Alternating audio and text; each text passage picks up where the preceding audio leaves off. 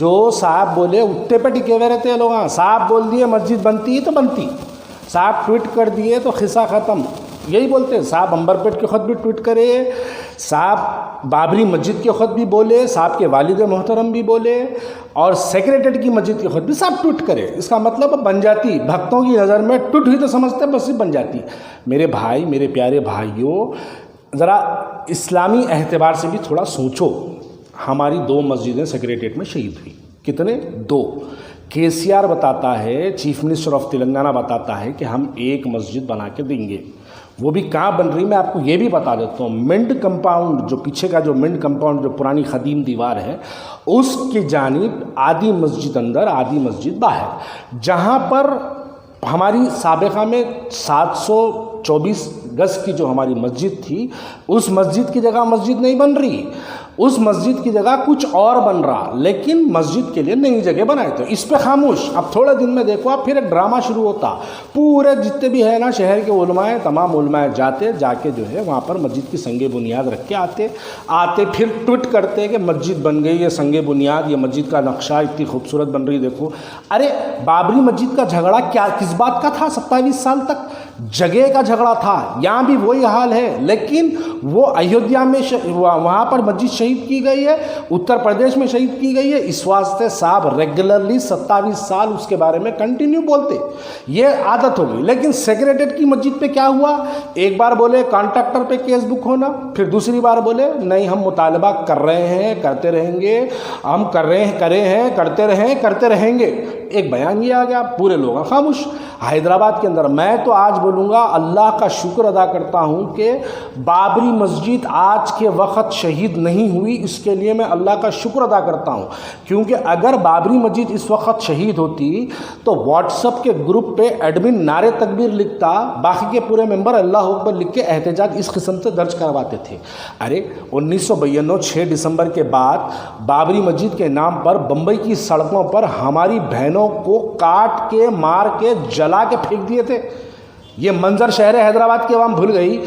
ہمارے بڑوں نے, میرے سگے تائرے بھائی نے, بابری مسجد کے فسادات میں میرے سگے تائرے بھائی نے اپنے پیر پہ 2 گولی کھائی. یہ شہادت کو بھول گئے. آج کیا کس بات کے تم لوگ یعنی کس بات کا احتجاج کر رہے ہیں؟ خالی فیس بک پہ آ کے بول دیے تو احتجاج نہیں ہوتا, واٹس ایپ پہ بیٹھ کے بول دیے تو احتجاج نہیں ہوتا. دلوں کو پکا کرو, دلوں کو منظم کرو, دلوں میں جوش پیدا کرو. ارے ہماری 2 مسجد گجرات میں شہید نہیں ہوئی, اتر پردیش میں شہید نہیں ہوئی, دلی میں شہید نہیں ہوئی.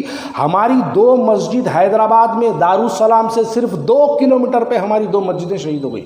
اس پر ہماری تمام مسلم قیادت خاموش بیٹھی ہے. میں اس کے بارے میں کچھ بولوں تو ذاتی ہو جائے گا, اس لیے بس میں کہتا ہوں کہ اس بات کو اپنے دلوں میں رکھو. جمہوری انداز سے قانون کا دروازہ کھٹکھٹاتے ہوئے اس کا احتجاج کرنا ہے, قانونی دروازہ کھٹکھٹاتے ہوئے, کیونکہ اغیار کے ارادے بہت خراب ہیں. ہم کو ان کو بھی سمجھنا ہے, سمجھ کے قانونی اعتبار سے مسجدوں کی دوبارہ اسی جگہ پر تعمیر کے لیے ہم قانونی اعتبار سے احتجاج کریں گے.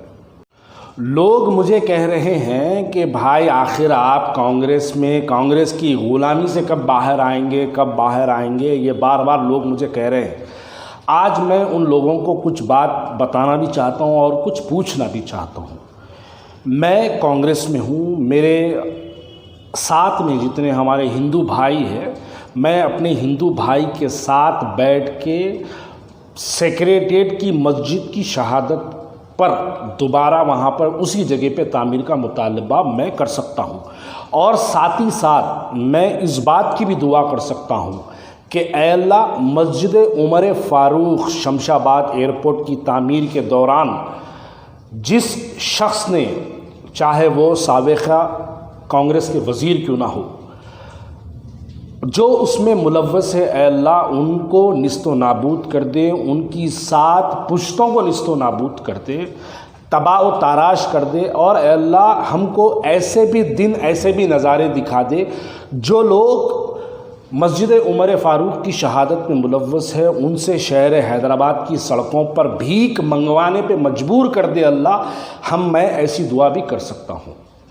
اب میں ان لوگوں کو پوچھنا چاہتا ہوں جو لوگ آ کے مجلس کی مخالفت, مسجدوں کی شہادت پر اعتراض کر رہے ہیں, میں ان سے سوال کرنا چاہتا ہوں کہ میں اپنی پارٹی میں رہتے ہوئے ہمارے ہندو بھائیوں کے ساتھ بیٹھ کے میں مسجد کی شہادت کا مطالبہ کر سکتا ہوں؟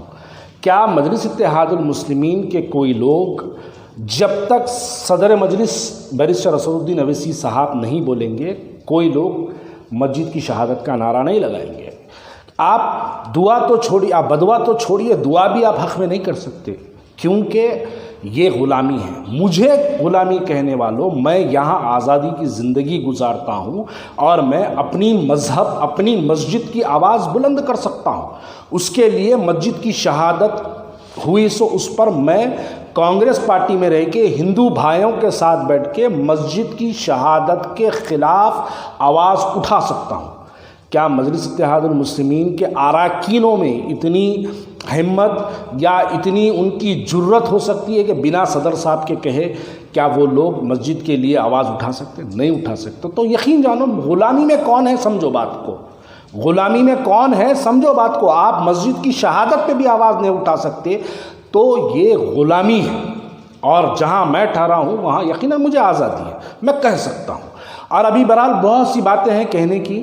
میں کل امجد اللہ خان خالد صاحب کا جو ہے میں ایک اوپن خط دیکھا ہوں، مولانا رحیم الدین انصاری صاحب کے نام پہ لکھے ہیں، اور ان سے کہہ رہے ہیں کہ اس اردو اکیڈمی کے چیئرمین ہیں، ان سے استعفیٰ کا مطالبہ خالد بھائی کر رہے ہیں۔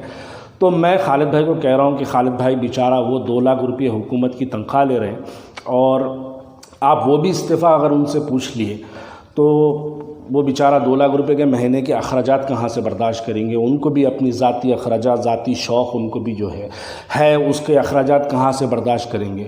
کہیں ایسا نہ ہو کہ وہ استعفیٰ دے دیے اور دارالعلوم حیدرآباد کے جو ہے یتیم بچوں کی امانت میں خیانت ہو جائے۔ بہتر ہے بھائی، اتنے بڑے گناہ سے تو یہ چھوٹا موٹا گناہ بہتر ہے ان کے لیے۔ اور تیسری بات، اگر وہ استعفیٰ دے دیں تو ماہانہ 2 لاکھ روپے کے اخراجات ان کے کون برداشت کریں گے؟ بیرسٹر اسدالدین اویسی صاحب برداشت کریں گے یا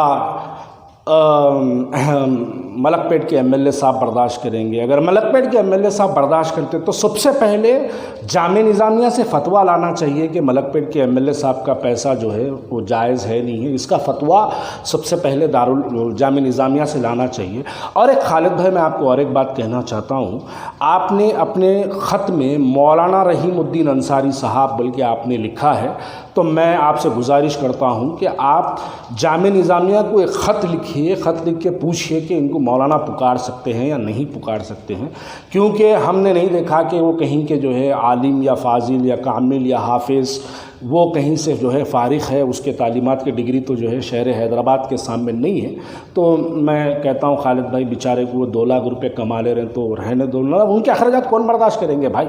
بہت بڑا مسئلہ ہے، کیونکہ ڈیزل ہے، گاڑی ہے، پان ہے، ان کے بہت سے خرچے، تو وہ برداشت کوئی بھی نہیں کر سکتے۔ تو خالد بھائی آپ سے گزارش ہے کہ مولانا کا پیچھا چھوڑ دیجئے اور مولانا کو جو ہے جو کر لے رہے ہیں بیچارے کر لیں، ورنہ ایسا ہوگا دارالعلوم حیدرآباد کے یتیم بچوں کا پیسے میں جو ہے ان کے وہ جو ان کا حق ہے، کہیں ایسا نہ ہو کہ یتیم بچوں کے جو ہے حق تلفی ہو جائے۔ وہ 2 لاکھ کے اخراجات برداشت کرنے کے لیے کہیں بیچارے جو ہے ان بچوں کے جو ہے حق پہ ہاتھ نہ ڈال دیں، اس لیے بیچاروں کو رہنے دو۔ شکریہ۔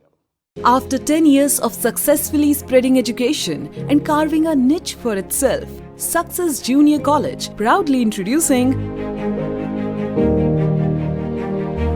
Success Degree College for Women, affiliated to Osmania University, a place where you can engage your passion with respect and encouragement.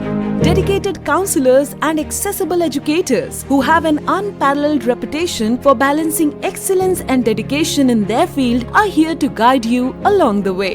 Fully furnished and spacious, sanitized AC classrooms. Hygienic and safe environment as per the government's norms. Well-equipped labs and spacious library. Courses offered: BSc Nutrition, BSc BZC, BSc MPCS, BBA, BCom Computers, BCom General. Hurry up! Admissions are open. Success Degree College for Women, IS Southern, X Roads, Santosh Nagar, Hyderabad.